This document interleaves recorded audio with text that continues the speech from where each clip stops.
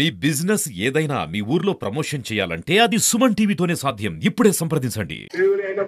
కాబట్టి మీరు అన్ని విధాలుగా ఆలోచించి మీ అమూల్యమైన ఓటు నాకేస్తే రాహుల్ గాంధీకి వేసినట్టు మీరు గెలిపిస్తారు పక్కా అని చెప్పేసి నేను భావిస్తూ మా అక్కలకు చెల్లెలకు ఏది ఒకటి మిస్ కాకుండా లెక్క వేయించాలి. మీరు మీకు అందరికి కూడా అన్నలకు అక్కలకు చెల్లెలకు అందరికి కూడా మీ పాదాభి నమస్కారం సార్.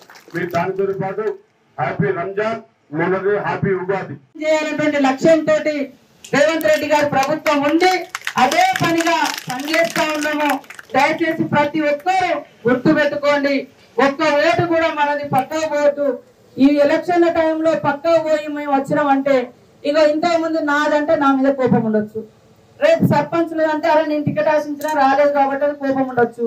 ఈ ఎన్నిక రాహుల్ గాంధీని ప్రధానమంత్రి చేసే ఎన్నిక. ఇక రాహుల్ గాంధీ మీద కూడా నువ్వు అడిగుంటే ఇంకెందుకు ఈ పార్టీలో? రాహుల్ గాంధీ కోసము, సోనియమ్మ కోసము, ఖర్గే గారి కోసము కూడా నువ్వు పనిచేయకుంటే ఎందుకు పార్టీలా? కాబట్టి అందరూ కూడా దయచేసి నేనేమన్నా కోపంగా అన్నా మీరేమన్నా మళ్ళీ కూర్చొని మాట్లాడుకోవచ్చు, కానీ కుండ ఎత్తేసినాక అతుకు పెడదామంటే అతుకుతుందా? ఈ 5 ఏళ్ళు మళ్ళీ ఎదురు చూడాల్సిందే కదా. కాబట్టి అందరూ కూడా దయచేసి కష్టపడి మరి ప్రతి బూతులో 70-80% ఓట్లు వచ్చే విధంగా కృషి చేయాలని పేరు పేరున కోరుకుంటూ 2 మండలాల ముఖ్యులు కూడా కూర్చొని మరి బూతుల వారిగా ఇన్ఛార్జీలు నియమించి ఆ లిస్ట్ మాకిస్తే నేను ఎప్పటికప్పుడు ఫాలో అప్ చేస్తా. మళ్ళీ కూడా నేను తిరుగుతూనే ఉంటా. 4 రోజులు ఇప్పుడు మళ్ళీ పెరుగుతుంది, ఎందుకంటే ఎలక్షన్ దగ్గరకు వస్తా అంటే ఆదిలాబాద్, కేరళ ఉంది, ఒరిస్సా ఉంది, నాకు అటు ఇటు కూడా డ్యూటీలు వేసారు కాబట్టి అటు ఇటు చూసుకునేది. ఎటువైనా మళ్ళీ నేను నా తల్లి లాంటి నియోజకవర్గం కాబట్టి నన్ను ఈ స్థాయికి తీసుకొచ్చిందంత మీరందరూ ఉన్నారు కాబట్టి మిమ్మల్ని కాపాడుకుంటూనే ముందుకెళ్తానని తెలియజేస్తూ మరి మీరందరూ కూడా ఇక్కడికి వచ్చినందుకు పేరు పేరున నమస్కారాలు. అందరు కూడా ఎవరైనా గ్రామాల వారిగా మాట్లాడేటప్పుడు ఉంటే రండి. అట్లనే ప్రజలు గుర్తిస్తారు. అక్కొచ్చినప్పుడే మనం మీటింగ్ పెడదాం, అన్నొచ్చినప్పుడే మనం కూర్చుందాం అంటే మరి ఎప్పుడు ఒకటే కాడ నేను ఉండలేదు. నాకు ఈ మండలాలు 9 మండలాలు ఉన్నాయి. అదే విధంగా రాష్ట్ర బాధ్యత. ఇప్పుడు ఆదిలాబాద్కి ఇన్ఛార్జ్ మనల్ని కూడా అర్థం చేసుకోవాలి. ఇక్కడ నుంచి రకరకాల సమస్యలు ఇక్కడ మహబూబాబాద్ పార్లమెంట్ లో ఈసారి 2 సార్లు ఓడిపోయినా ఆయన పార్టీని పట్టుకొని ఉన్నాడు. కేంద్ర మాజీ మంత్రిగా పనిచేసిండు. ఎన్నో ప్రలోభాలకు వచ్చినా పోకుండా ఉన్నాడు కాబట్టి మరి బలరామన్న గారికి ఇవ్వడం జరిగింది. ఆదిలాబాద్ కు నేనే ఇన్ఛార్జ్ గా ఉన్నా. అక్కడ గోండు సామాజిక వర్గం నుంచి వచ్చిన ఒక ఆదివాసి సాధారణమైనటువంటి గ్రామ టీచర్, కాంగ్రెస్ ప్రభుత్వంలో ఇచ్చినటువంటి జీవో నెంబర్ 3తో వచ్చినటువంటి జీవీవీకే ఒక టీచర్ వర్గాలను రెచ్చగొట్టి ఇంకొక వర్గాలను ఏ వర్గాలు ఈ దేశంలో బతుకుతున్న వాళ్ళందరూ కూడా భారతీయ ప్రజలే కాబట్టి ఈ రాజ్యాంగం అందరికీ అధికారాలు అవకాశాలు కల్పించినాయి. ఇక్కడ పేదరిక నిర్మూలన కోసం ఏ వర్గాలకు ఎంత రిజర్వేషన్ ఇవ్వాలి, ఏ కులాలకు ఎంత రిజర్వేషన్ ఇవ్వాలని కుల గణన కూడా చేయాలనేటువంటి లక్ష్యంతో కూడా రాహుల్ గాంధీ గారు మరి జనాభాను కూడా కుల గణన చేయాలనేటువంటి జనాన్ని కులగణన చేయాలనేటువంటి లక్ష్యంతో కూడా ఉన్నారు.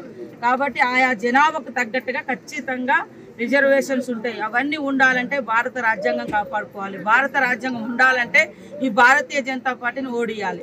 కానీ మందకృష్ణ లాంటి వాళ్ళు ఇవాళ ఏం మాట్లాడుతుర్రో ఎటుపోతుర్రో ఏమో అర్థం కావట్లేదు. ఇంత ఉద్యమాలు ఇంత పోరాటాలు చేసినటువంటి వ్యక్తులు అసలుకే మోసం వస్తుంది, రాజ్యాంగమే పోతుందని అనుకుంటుంటే వాళ్ళు ఇక్కడ కాంగ్రెస్ను ఓడియండి. మొన్న కూడా కర్ణాటకలో బీజేపీ పార్టీ 5 సంవత్సరాలు ఉన్నది. అక్కడ ఏం వర్గీకరణ చేయలే. 10 సంవత్సరాలు ఈ దేశాన్ని పరిపాలించింది, ఏ వర్గీకరణ చేయలే.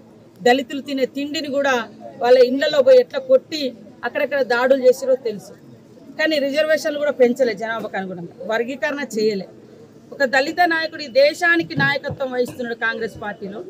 కానీ ఈరోజు మందకృష్ణ లాంటి వాళ్ళు ఆ నాయకత్వాన్ని సపోర్ట్ చేసే విధంగానే మీరు నిర్ణయం తీసుకోలేదు. కర్ణాటకలో ఆయన సొంత రాష్ట్రం, మల్లికార్జున ఖర్గే గారి సొంత రాష్ట్రంలో ఎలక్షన్ జరుగుతుంటే మీరు బీజేపీకి మద్దతు ఇచ్చారు. ఇక మీరు మళ్ళీ ఇక్కడ మాదిగలకి వెళ్ళి అక్కడ మన్నెలకి ఇది ఏడ ఉన్నది. ఒక బీజేపీకి వ్యతిరేకంగా కర్ణాటక రాష్ట్రంలో ఎదిగి వచ్చినటువంటి జాతీయ స్థాయి నాయకుడు అయిండు మన ఖర్గే గారు. ఆయన సొంత రాష్ట్రంలో ఎన్నికైతుంటే ఆయనకు బలాన్ని చేకూర్చే విధంగా మీరు సపోర్ట్ చేయాలి. ఎందుకంటే 10 ఏళ్లలో బీజేపీ వర్గీకరణ చేయలే, ముచ్చటే మాట్లాడలే, ఓట్లప్పుడే మాట్లాడుతున్నారు. ఇంకెప్పుడు చేస్తారు? కాబట్టి ఇదంతా మనల్ని మనము తొక్కేసుకునే విధంగానే ఈ వీళ్ళ విధానం తప్ప ఇంకొకటి. మందకృష్ణ ప్రభావం ఉంటుందా అక్క? మరి మందకృష్ణ ప్రభావం ఉంటుందా ఎన్నికల్లో?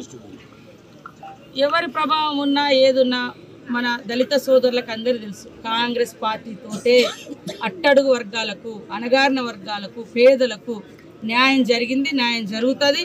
అది కూడా మందకృష్ణ గారికి కూడా తెలుసు. కానీ ఎందుకు ఇట్లా చేస్తున్నాడో ఒక్కసారి ఆత్మ పరిశీలన చేసుకోవాలని కోరుతున్నాను.